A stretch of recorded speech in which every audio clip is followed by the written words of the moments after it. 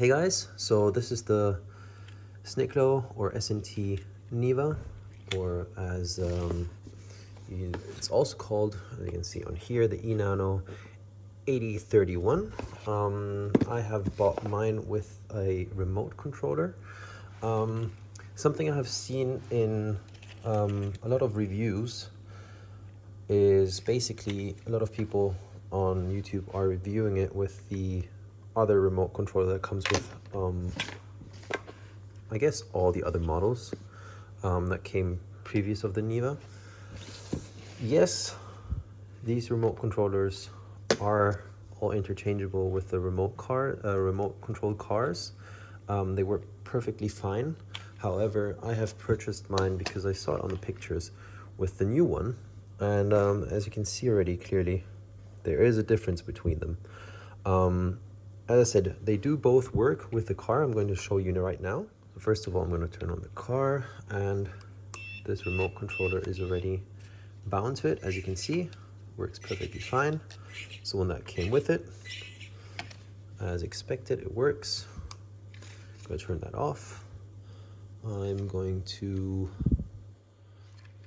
haven't used this in a while, turn this one on, and I am going to bind it or set it in bind mode. There you can see it's blinking. Then I will set the remote control car into bind mode.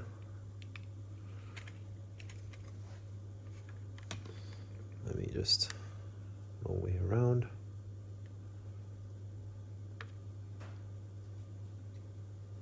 There we go, bound now. First car, and then remote. Anyways, it's working, as you can see. However, what I saw from a lot of the reviews, I'm going to place it up here so you can see that a little bit better. You do have the light changes you can do with it, you know, high beam, low beam, turn off the lights, and you can also change the color underneath the car right here, a variety of colors, which is all cool and dandy. And then you can change on the side, you can, you know, trim. You have a power trim and steering trim, which you also have on here.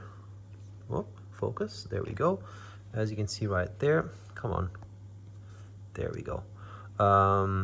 Steering trim, power, throttle, and there's also a gyro trim. This car does not have a gyro, but maybe SNT is going to bring out a drift car, which would be cool, for which you need obviously a gyro. However, now when we bind back to the new controller, on here you have the same things. Now it's labeled. Instead of just having a symbol as a label, you actually have it named. So you have headlamp, which is these lights here in the front. It's exactly the same. Off, on, high beam. Then you have chassis, second button right there, changes the color, turns it off. However, if you look right here, you have P1 and P2, which is exactly what I meant, which you cannot do on the other remote, is you can turn these fog lights on and off. And as you can see in the grille, you have a light as well. So you can turn that on and off. It's just, you know, visual stuff, but still, it's something you cannot do with the other remote.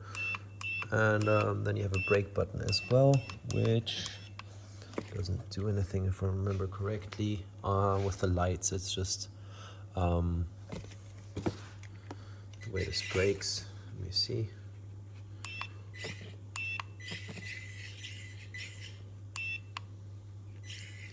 Yeah, it's just how it brakes. So now brakes, reverse, front. You see that? I can't remember the name of this function. And if we click it again, it just can just go into reverse immediately.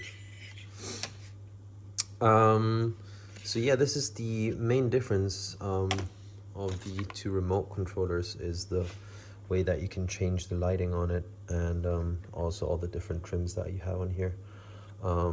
So yeah, if you're considering of getting the car and you already have, I don't know, like me, the old goggles, like these are the standard goggles, and I think the Niva comes with the same exact goggles. You can see right here, interchangeable. You can just, you know, use it. Use the old goggles, doesn't really matter. However, I would consider getting one of these new remotes as well. They're like 15 euros, 20 euros. Not too expensive. However, you've got that feature right there, which I think is pretty cool. It makes it look a little bit more aggressive if you turn it on. Then also you have this function right here. Which one was it? One of these makes the, there we go.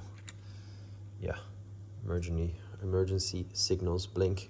I'm not sure if you can do that on this one as well. So, you know, it's just a little bit of a personal preference maybe. But yeah, overall, car is amazing. I haven't driven it too much, and this is not going to be a review on it. But definitely a very capable super micro crawler, and I'm enjoying it so far. I also heard in some reviews that the camera that comes with it is the same exact one as the old one. However, I cannot confirm or deny that, because this one I bought extra. I did not buy the pack because I made the mistake and thought that the chassis that was on it was not FPV ready. However, it was. Any replacement chassis basically comes with the FPV enabled, let's call it that way, with the magnets and the connectors already on there and the cable sticking through. I did not know that. I thought the chassis came without any connectors because I have the 2002 and I bought some extra chassis and designed my own, and that was without any connectors. So yeah, I made the mistake, or it's not really a mistake. I just have a different camera, and this camera right here is actually different to the old one, quote unquote. Image wise, it seems to be exactly the same, and everything seems to be exactly the same. It's just the mold on it is a little bit different, and the it just looks a little bit different, but I didn't see any changes. So yeah, I don't know which camera it comes with, to be honest, but so overall I would consider of getting the new remote for the price. Even if you have the old remote like me, wouldn't consider getting another goggle if you don't want to, you know, drive around with a friend. If you care about the personalization and also about like these trims right here, they're super handy, especially for crawling. It's a good idea. And yeah, I hope this video was useful, and if it was, leave a like, would really appreciate it. And thank you very much for watching. See you in the next one.